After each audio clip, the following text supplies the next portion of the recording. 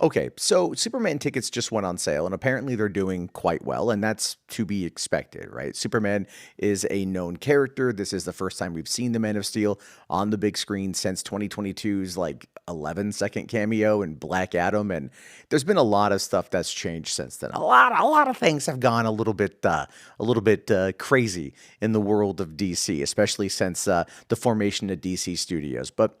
The more I look at this new Superman, the more I look at the marketing, the more I look at the trailers, I've come to the realization of two things. One, the movie is not trying to market you on Superman or really even the story because we don't know what the story is, right? Look at other movies coming out in July. Fantastic Four, it's going to be about fighting Galactus, okay? In the trailer, we know that's the villain. Jurassic World Rebirth, they are going to the island to try to find DNA samples that can save lives. That's the story. Okay, Superman is just Lex Luthor, I guess. Other characters in the Justice Gang. Okay, a giant kaiju. There's that dog. That again, dog. I hate that dog, by the way. I don't like that dog. I don't like Crypto. It's a dumb character.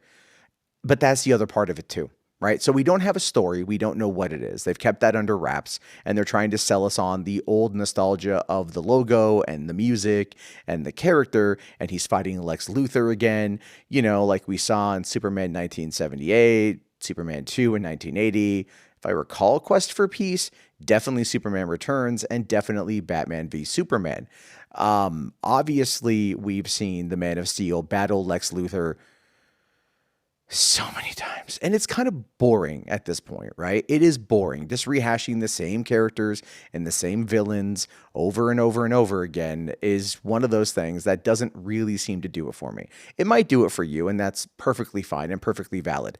But there's something about this marketing, about this movie that just feels really off to me. And I'm not the only one. I've actually talked to a lot of people today that have looked at this newest trailer and been like, yeah, something feels different.